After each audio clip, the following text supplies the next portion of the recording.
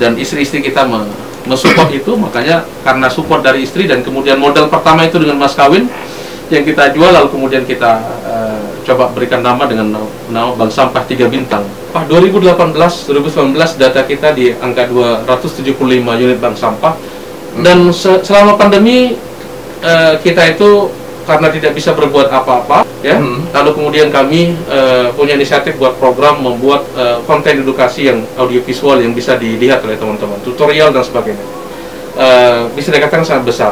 Jadi sempat saya pernah menghitung sampah yang bisa langsung didaur ulang, dipilah dengan baik lalu kemudian didaur ulang itu angkanya kalau di NTB itu angkanya kalau dirupiahkan setiap tahunnya bisa sampai hampir 900 miliar. 900 miliar. Kalau nilai sampah. Kalau dengan catatan bahwa sampah itu dipilah dari rumah tangga lalu kemudian memudahkan proses. Hari ini kawan global, saya nggak sendiri, ada tamu istimewa di studio. Beliau adalah pegiat Bank Sampah NTB. Bagi sebagian masyarakat, terutama pecinta lingkungan dan para nasabahnya, tentu gak asing lagi, bahkan sangat akrab. Beliau adalah Mas Sawaludin. Assalamualaikum warahmatullahi wabarakatuh, Mas Bro. Waalaikumsalam warahmatullahi wabarakatuh. Gimana kabar ini? Alhamdulillah. Udah lama banget kita nggak ketemu ya? Iya. Banyak. Sebelum corona atau sebelum corona? Sebelum corona ya pasti ya. Corona memisahkan jarak antara kita. Tapi biasanya pakai topi kayak Dahlan Iskan itu, kemana itu topinya ya? Mungkin nggak pakai, itu ciri khasnya sebenarnya. Iya. Itu udah lama nggak dipakai. Oh, udah lama nggak dipakai. Oh, itu berarti udah lama nggak ketemu. Iya, benar. Itu bagian dari ciri khas ya. Kok sekarang ini tambah awet muda kelihatannya ya? Atau rahasianya apa itu? Alhamdulillah. Bersyukur dan bahagia. Bersyukur dan bahagia. Itu kata kuncinya ya. Iya, kita nggak perlu takut lah pokoknya dengan corona ini sehingga kita bisa lebih mudah kelihatannya. Ya, itu dia kawan global. Dan yang paling saya suka dari kalimat Mas Sawal ini sebenarnya sampah itu sebenarnya tidak ada. Yang ada adalah sumber daya yang kita buang, benar ya? Exact. Oke, itu tagline. Ya, beberapa speech kayaknya atau beberapa kesempatan selalu mengatakan itu ya. Nah, bagi kawan global yang belum begitu kenal dengan bisnis ini, sejak kapan mulai bisnis ini dan apa yang melatar belakang ini? Ya, Mas Faris, kebetulan saya mulai kegiatan pengolahan sampah ini sejak lebih dari 11 tahun yang lalu. Sebelum saya mulai, saya mengetahui dan pernah merasakan hasil dari usaha pengolahan sampah ini dari usaha bapak saya. Oke. Bapak saya dulu sering disebut tukang panci robek ya. Ya, panci robek yang keliling ke sana kemari cari sampah plastik lalu kemudian logam dan sebagainya untuk dijual ke pelapak lalu kemudian mendapatkan rupiah. Nah, setelah itu saya kemudian datang ke Mataram ini kuliah di Unram. Di Unram itu saya berpikir ya kenapa saya harus malu untuk melakukan itu.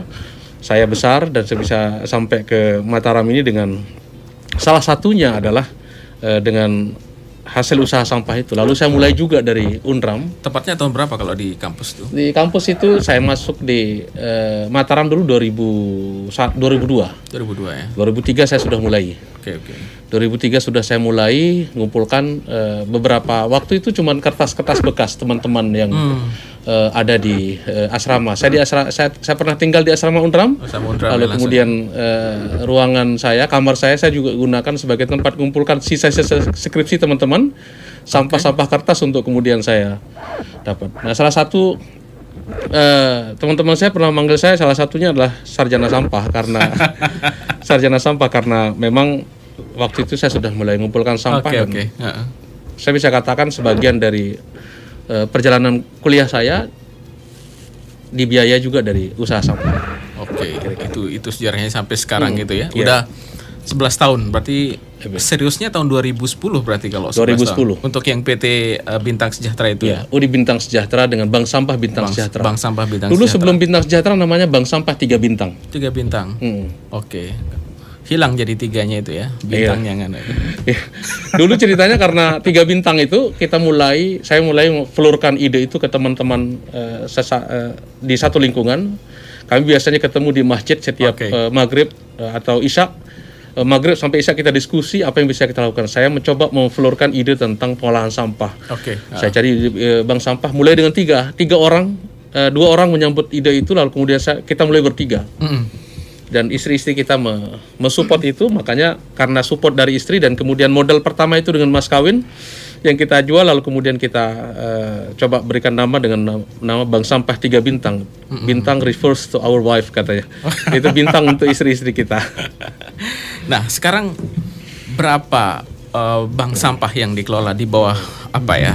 Tangannya Mas Awal dah. Bintang Sejahtera. Ya. Jaringan di bawah kita sudah bisa lebih dari 300 unit bank sampah. 300, wow. 300 unit bank sampah. 2018-2019 data kita di angka 275 unit bank sampah. Sampai hari ini, walaupun bahkan sampai pada saat pandemi pun itu masih tetap ada perkembangan jaringan yang setiap saat datang ke tempat kami untuk kita sharing, kita berbagi cerita, berbagi semangat, lalu kemudian kita dampingi bagi yang mau melanjutkan untuk membentuk bank sampah, mengedukasi masyarakat di sekitarnya, di lingkungan mereka, lalu kemudian kita datang mendampingi dan menjemput barangnya. Dan selama pandemi kita itu karena tidak bisa berbuat apa-apa, semua shutdown, lalu kemudian kita membentuk relawan Jahit Masker NTB waktu itu. Nah, setelah itu karena kegiatan edukasi sampah itu sempat terhenti karena kita tidak boleh ketemu. Ya, lalu kemudian kami punya inisiatif buat program membuat konten edukasi yang audiovisual yang bisa dilihat oleh teman-teman, tutorial dan sebagainya. Dari situ kemudian bertambah lagi. Bertambah terus bertambah. Iya. Saya harus menanyakan ini ke Mas Awal biar masyarakat pada tertarik atau pada ngiler lah ini. Iya. Berapa miliar omset atau perputaran uang dari bisnis sampah ini, Mas Awal? Kalau kita lihat ya, secara nasional peningkatan nilai ekonomi perputaran dan devisa negara dari industri daur ulang ini bisa dikatakan sangat besar. Meningkat dari 2018 2019 kita kalau tidak salah angkanya di angka sampai 6 sampai 7 triliunan. Itu dari industrinya. Kalau kita bicara di Nusa Tenggara Barat, kalau kita bicara tentang sampah, saya katakan sampah itu tidak ada yang ada sumber daya. Jadi tidak ada yang perlu dibuang sebenarnya. Kalau kita mau hanya dengan sedikit saja usaha, sampah itu bisa kita pilah untuk menjadi sumber daya yang baru, sumber bahan baku baru. Jadi sempat saya pernah menghitung sampah yang bisa langsung didaur ulang, dipilah dengan baik lalu kemudian didaur ulang itu angkanya kalau di NTB, seluruh NTB dengan jumlah penduduk 5 juta lebih itu, dengan rumus dari LHK yang sudah sering dipakai, bahwa sampah kita itu ada 35,4% sampah itu bisa didaur ulang dan bisa langsung diproses. Kalau di NTB itu angkanya kalau dirupiahkan setiap tahunnya bisa sampai hampir 900 miliar. 900 miliar. Kalau nilai sampah. Kalau dengan catatan bahwa sampah itu dipilah dari rumah tangga lalu kemudian memudahkan proses daur ulangnya. 9 sampai 1,2 triliun, 900 sampai 1,2 triliun. Itu kalau semua sampah. Jadi sampah kertas, sampah logam, sampah plastik itu masih bisa dikelola. Bahkan beling sekalipun itu industrinya ada yang butuhkan. Dan masyarakat perlu tahu selama ini Indonesia data sebelumnya angka kebutuhan di industri plastik saja, ya di industri plastik saja itu di angka 7,2 juta ton. Kemarin terakhir LHK mengeluarkan data 6 juta ton untuk plastik. Untuk sampah plastik 50% itu masih diimpor dari luar. Kita impor sampah? Salah satunya impor sampah. Indonesia itu tercatat membeli sampah itu dari lebih dari 54 negara. Wow. 2,3 juta ton, salah satu data yang saya baca, 2,3 juta ton itu kebutuhan industri plastik bisa dipenuhi oleh industri petrokimia yang kemudian menghasilkan biji plastik yang murni. Lalu kemudian 1 juta ton itu baru bisa dipenuhi oleh industri daur ulang yang jumlahnya sekitar 1.585 industri di dalam negeri. Dan 3,9 juta ton itu masih kita impor. Salah satu yang diimpor itu adalah sampah. Sampah itu sendiri. Sampah dari beberapa negara, 54 negara tadi, lalu kemudian ada scrap untuk logam dan juga sampah kertas. Kira-kira begitu Mas Faris. Khusus Bintang Sejahtera, berapa M dia perputarannya? Ini bagaimana ya kita sebut ya? Karena pernah saya baca di online dan pernah mungkin kita ngobrol dulu ya. Iya. Dalam jangka waktu tertentu udah ber-MM-an itu. Ya, nilai transaksi kita kepada nasabah kita selama tercatat yang paling besar ya 4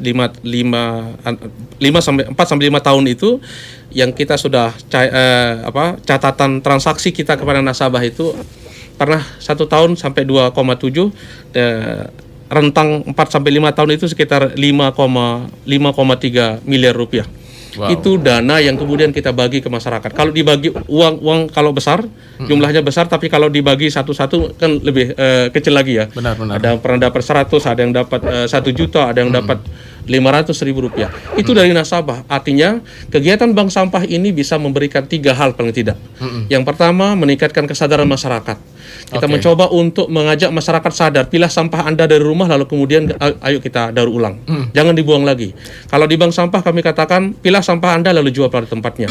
Yang kedua, kita bisa membantu pemerintah mengurangi timbulan sampah yang berserakan. Ya, kita punya data real, misalkan nasabah kita berapa, setiap nasabah yang tergabung di bank sampah sudah pasti mereka melakukan pengurangan sampah, kesadaran mereka mulai tumbuh dari situ. Yang kedua, kita punya data real, berapa nasabah kita, berapa tabungannya ada dilihat di situ. Yang ketiga, kita bisa memberikan dampak ekonomi kepada masyarakat. Berapa sih uang yang terputar dari kegiatan pemilihan sampah di rumah lalu kemudian tersambung dengan industri daur ulang. Kira-kira begitu. Mantap. Kawan global, pembicaraan atau obrolan kita semakin menarik. Ada beberapa pertanyaan lagi yang akan saya sampaikan ke Mas Awal. Namun, ntar dulu kita simak beberapa lagu berikut ini.